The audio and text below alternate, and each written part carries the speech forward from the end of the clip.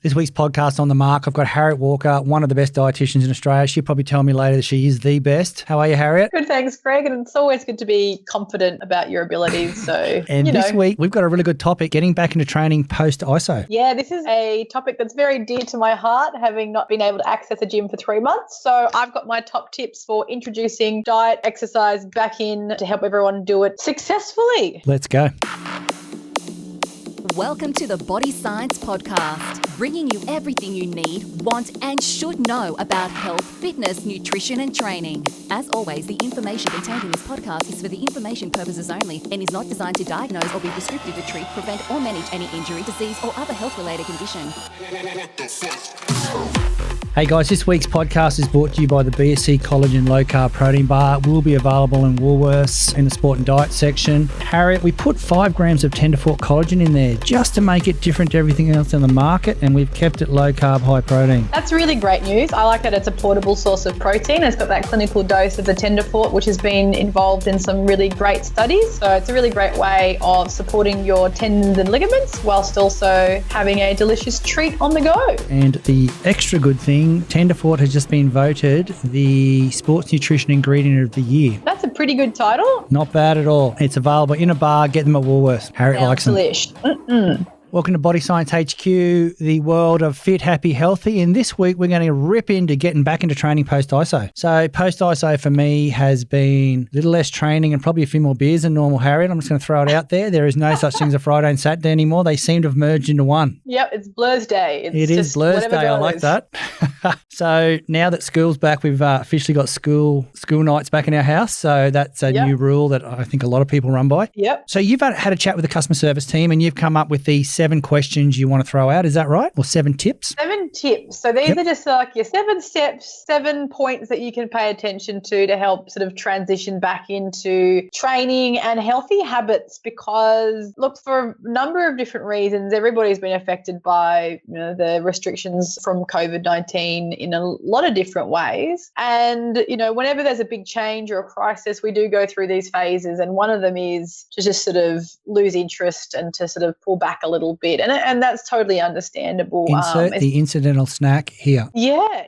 I am so guilty of this stuff, Greg. You moved your fridge 10 feet away from you. You didn't do any meal planning. Oh, yep. I mean, I was working from home still, so that didn't change. I was still isolated, so that didn't change either. But I think not being able to go to the gym, not really having the goalposts were moved. Yeah. And there was a time there where we didn't have any clue about how long this was going to go for. So I think people got a little bit despondent, and comfort eating is a very human thing to do. And so when you've got nothing else to do, why not have a glass of wine, Well, that theory has played its way into some households. Yeah, Let's it's 1 o'clock somewhere.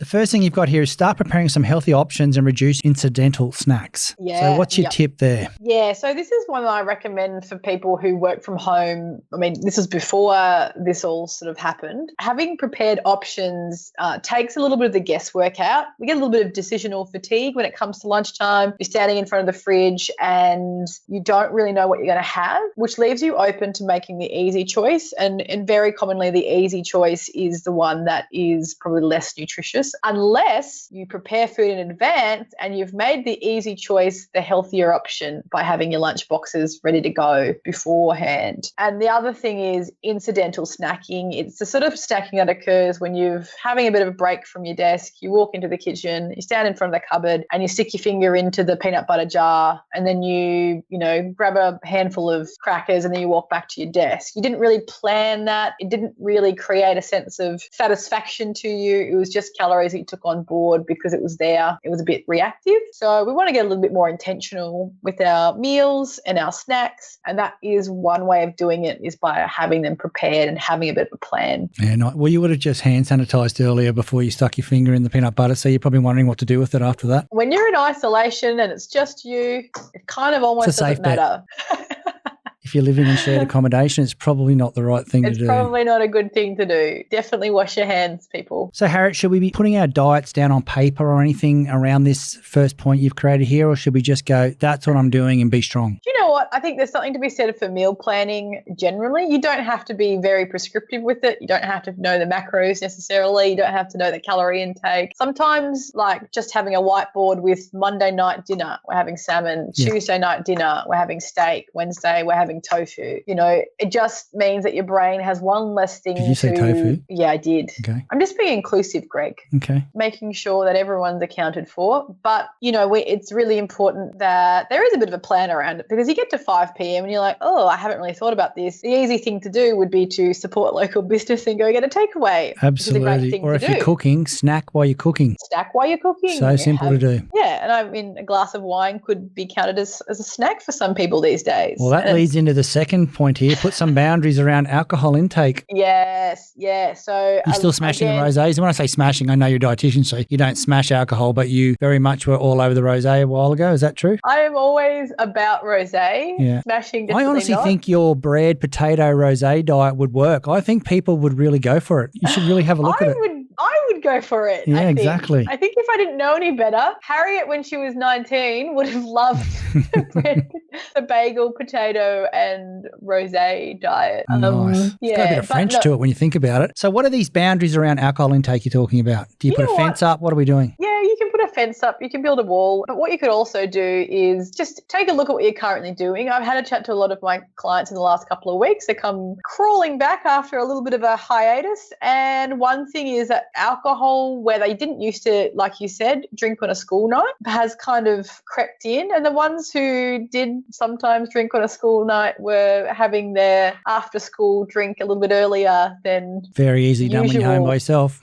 Yeah, no one's watching. Yeah. And you know, there's a bit of boredom involved in there. There's a bit of, you know, whatever the reasons that people sort of start doing that habit. But now is a really good time to set some black and white boundaries around this, because it just helps when you know that, you know what, Monday to Thursday, I don't drink alcohol. It's a nice, easy message. And it makes sense because obviously we know that alcohol can impact, you know, cognitive function, our performance during the day, can make us feel a little bit slower. Our budgets. So it does make sense. And budgets, absolutely. And for other people, I've started doing like standard drink budget. So I'm like, all right, you can have 5 standard drinks across the week. How you spend them is up to you. And is 5 standard drinks over a week for someone who's not seriously taking their weight loss journey? Okay. Yes, absolutely. And this might be a step from a higher intake to a lower intake. So some people aren't necessarily capable of going from something to nothing. So we might sort of eke that down each week and say, okay, we'll start with, you know, 4 or 5, because they might be a sort of a heavy social drinker, and social drinking is something that's really inherent in what they do.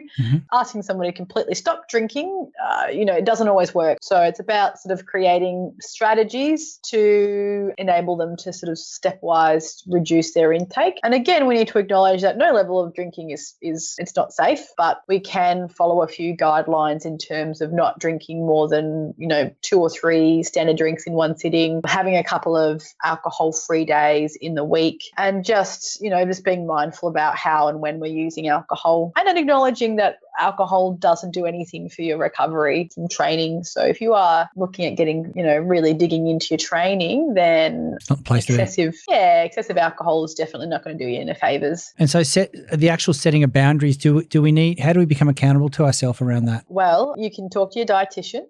Yeah, that's a good, you're laughing, but that's a very good point. Yeah, you could talk to your partner or your housemate, or you could write it down and put it somewhere visible. There's a couple of different ways you can kind of work around. Do you get your clients to write it down so they acknowledge it, or journal it, or whatever you want to call it? Yeah, I normally give them a bit of an outline, some goals for the week. Yep. So it might be that this week the goal is to go no alcohol for a whole week, or it might be no alcohol till Saturday afternoon. Okay. So yeah, we definitely negotiate the goals for the week, and that can be quite effective because they've come up with the concept and they've got somebody to be accountable to. So it's a black or white. Did you do it or did you not? Okay. I was at a function yesterday, family death, and there were some very big wine glasses there, and I just want to set the scene here for what is a standard drink that you're talking talking about? Yeah, so a standard drink contains 10 grams of alcohol. And so that can look different. So a standard drink for spirits would be, I think it's 30 mils, will contain the 10 grams of alcohol. For white wine and red wine, I have a feeling it's 120 mils will contain the 10 grams, depending on how strong the alcohol is, percentage of the alcohol content of the entire drink. And, beer, there'll be light beer and then mid-strength and full-strength beer. So they will have different serve sizes, but you could be drinking a full-strength beer from a can, and that might actually be 1.2 standard drinks. Yeah, okay. So it's just important to refer to they'll have the standard drinks on the label. So refer to that. So it's not poured drinks, it's standard drinks. That's what I was trying to get across. Oh, yes, absolutely. Yeah, absolutely. It's not free pour. I could have a big fishbowl of a wine glass and fit half a bottle in there. So I saw some pretty funny memes on Facebook around teaching kids about fractions using wine. Hey guys, this week's podcast is brought to you by the BSC Collagen Low Carb Protein Bar. It will be available in Woolworths in the Sport and Diet section. Harriet, we put 5 grams of tenderfoot collagen in there just to make it different to everything else in the market, and we've kept it low carb, high protein. That's really great news. I like that it's a portable source of protein. It's got that clinical dose of the tenderfoot, which has been involved in some really great studies. So it's a really great way of supporting your tendons and ligaments whilst also having a delicious treat on the go. And the extra good thing, tenderfoot has just been voted the Sports Nutrition Ingredient of the Year. That's a pretty good title. Not bad at all. It's available in a bar. Get them at Woolworths. Harriet likes them. Delish.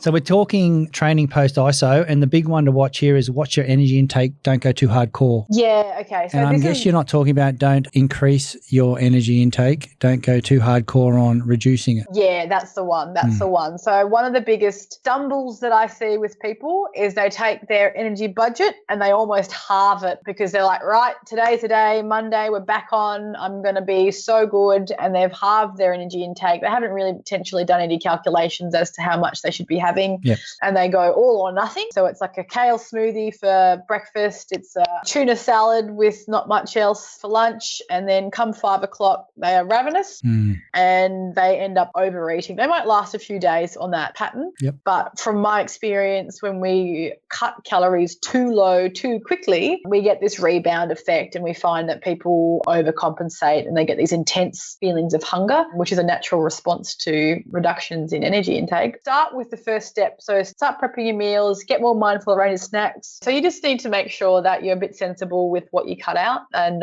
don't go ham because, especially if you're going back to the gym the same week as you're starting up your diet, you can vastly undereat. And for many people, that ends up in an absolute disaster of overeating, overcompensating. So just start by, cutting back on the junk food if that's crept in. Start by watching your alcohol intake, and then you can start sort of molding a little bit more, just depending on what your goals are. Yeah, nice. What about build volume back up? Where are we here? Training. Let's take myself, for example. The last 3 months, I haven't had any access to any gym equipment. So I've been doing body weight exercises and running. I'm not a runner as a general rule. It's an attitude, but I have been getting quite fast, can I say. Did you find you were eating more when you started running? No, but I think that has to do with the fact that I exercise quite a bit. Yeah, okay. And the running was less than probably the volume and the intensity that I'd normally do. Yep. But there is research, there is definitely evidence to say that increasing exercise in order to lose weight can actually backfire a little bit because we do get increase in hunger when we increase exercise. Yep. And it's just a normal response. So now that it's week 1 of me having access to a bit more equipment, my old Harriet would want to go to the gym twice a day for the next 4 weeks and probably end up with some sort of injury, overstretched and a bit sick if I did that. I have to respect my body, and it has not been doing much work. It's done the best it can. We've done the best we can, me and my body, the last 3 months. But if I go completely crazy in the first couple of weeks, I probably won't be able to sit down without intense pain, but also just building back that volume. Same way that when you're going back to when you're starting at the gym, you don't want to go 5 days a week because, it just does increase that risk of injury when you're not conditioned. And then trying to pull the same weights that you were pulling, before everything got shut down. It's sad that you can't do do it, but it also won't take that long. If you've been training consistently for a while, it won't take that long at all to get those numbers back up again. So just being a little bit sensible, having a bit of a plan. If you've got a trainer or somebody to talk through some strategies around building up the volume, then that's definitely a good idea. Yeah, that leads into your next point you put here is don't compare to where you were. Absolutely. Like this can kill you, really. It can make you feel really upset. I've probably had 3 stints where I've had the 3-month block of training off. One of those blocks, I was on my way to the gym to do a 2K erg and I was off to go get a new PB. Like I'd taken my Body Science Chaos. I was in the car. I was ready to roll. Got to halfway through the gym and I was in a car accident, which had me, like, wasn't serious, but I did have some damage to my sternum, which meant that I couldn't train for about 10 weeks. And the next time I got on the rowing erg to do a 2K, I probably put about 2.5 to 3 minutes on my old time. So not only did I not get to do my PB, I was 10 years behind where I thought I was going to be at that stage. So I learned at that stage, sometimes when you go back to the gym after a period off, you just have to go and do the work with no expectations of yourself. You just need to finish. Yep. And sometimes just finishing is enough. Yeah, nice. What about if we were to take that away from the training aspect and talk about, I used to be fitter, healthier, lighter, more muscle? Some people definitely torment themselves by keeping clothes that no longer fit. I think it is really important to acknowledge where you are currently, not putting life on hold until you get to your goal weight or whatever it is, because, if anything that we've learnt, we don't know what's going to happen tomorrow. So it's really important that we enjoy ourselves no matter what our situation is where possible, despite the goal. You can still enjoy where you are now without and also want to change. So that's really important, just to, I suppose, take a moment to appreciate what you do have now and then also have a plan. If you want to make improvements, then by all means, definitely do it. But don't put your life on hold until, you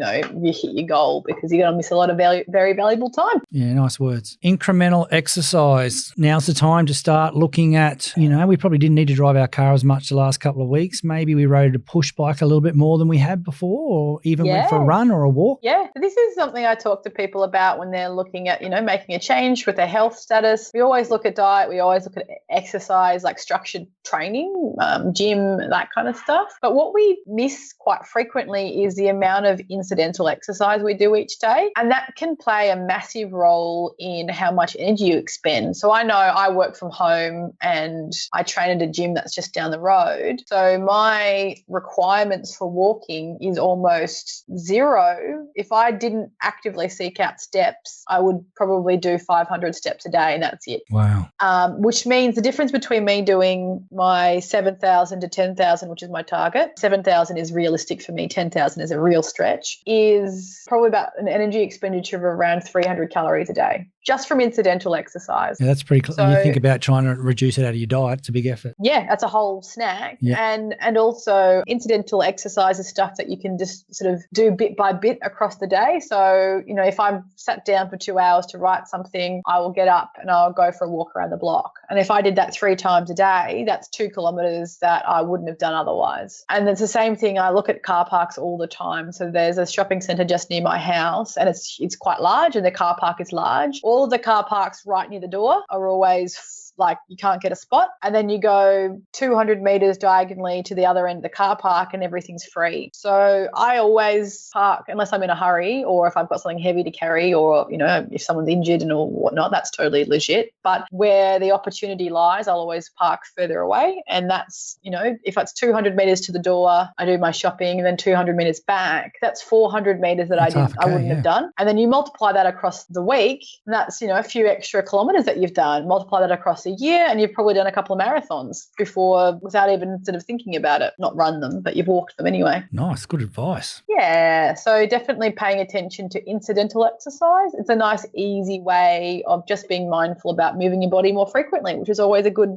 feel-good thing as well. Well, let's finish this off with another paying attention to our portion sizes. Yeah. Absolutely. So again, another fix that I've advised a few of my clients on is they know the right foods to eat. They're pretty good with the types of foods they eat, but they come and they say, like, I'm eating clean or I'm eating well, but I just can't lose weight. Like, it's not shifting. And then we look at what they're actually consuming, and the portions are quite large. And when I ask them, do you feel pleasantly full after that meal, or do you feel uncomfortably full after that meal? And the answer most recently has been feeling uncomfortably full, because they might have served themselves up what they would like without probably paying attention to how much they actually need, which is generally a little bit less than what we would serve ourselves out. So that's okay during ISO though. You just turn Netflix on and lay down. Yep, absolutely. You know, there's a little bit of extra space in the digestive area. If it fixes that when you're wearing stretchy pants too, doesn't really matter. So paying attention to our portion sizes when looking at getting back to training, what type of things do you think people should be looking at from that pure training element now? Not so much weight loss or calories per day, just from that, haven't been training, now I'm going to hit it. Yeah, well, I mean, look, I'd be making sure that on my plate I've got a good chunk of protein in there. Yep. I'd be putting some, like a protein shake around training, just to make sure that was getting enough of that in to maximize that muscle protein synthesis. Then I'm also looking at carbohydrate, you know, what's the intensity of my training, and looking at making sure that I'm having some good quality sources of carbohydrate around my training to fuel and recover from. Yep. And then making sure I'm having lots of colorful fruits and vegetables for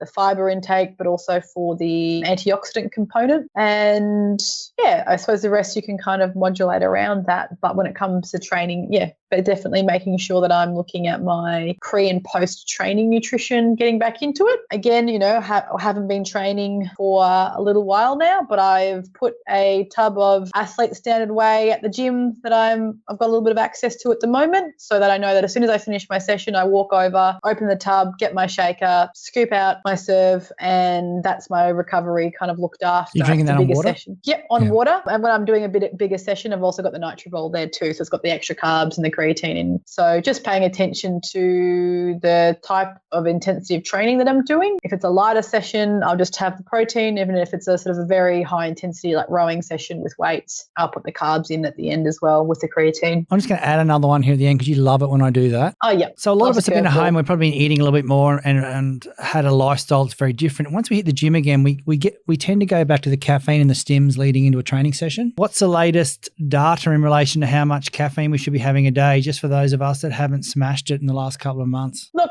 there's plenty of research to say that caffeine is definitely a performance-enhancing substance, so it's an ergogenic aid. Generally speaking, I think the rule of thumb would be somewhere in the vicinity of 200 to 300 milligrams of caffeine per day. With caffeine intake, it's generally what we call like a U-shaped curve. So there's no benefit if you're not having any, and there's usually a detriment to your performance and state of mind if you have too much. But at the top of the curve, there's a sweet spot. Some people are more sensitive to caffeine than others, so their curve might look slightly different. Some people don't have caffeine because it just doesn't agree with them at all, and that's the thing as well. But you know, I'm normally looking at 200 to 300, which is going to be the equivalent of maybe 2 or 3 cups of coffee. It might be a cup of coffee and some pre-trainer. I think the standard dose in a lot of pre-trainers is going to be 150 to 300 milligrams, depending on one scoop versus 2. So from a sports performance perspective, it's generally dosed at 3 milligrams per kilo of body weight. Up to 6 milligrams per kilo of body weight would be a very high dose, but that's for sports performance specifically. And just making sure that you're paying attention to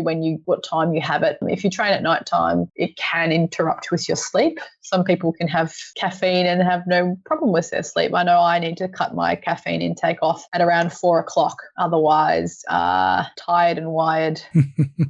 I love it. Well, Harriet, thanks for getting us back into training post-ISO. That was entertaining and very educational. Fantastic. Thanks for having me. And it's really fun to be able to Zoom in from right here in my office at home, which is great. So, yeah, thanks for having me along, and I look forward to the next one. So anyone looking to chat with Harriet, it is at Athletic Eating on Instagram. I put all my information posts up there, so lots of good research and good tips. You can also find information about bookings via via that space as well. So links to my websites from there as well. Nice. And for anyone out there that wants to have a look at the supplements that we've talked about today, bodyscience.com.au, you can definitely find everything you're looking for there or find a retailer to get them from. Rock and roll. Thanks for listening. See ya. Today's podcast was brought to you by our partners in Fit, Happy and Healthy, ASN, Nutrition Warehouse, DY Discount Vitamins, Fat Burners Only, Evelyn Faye, Mr. Supplement, or find a retailer online at bodyscience.com.au/retailers.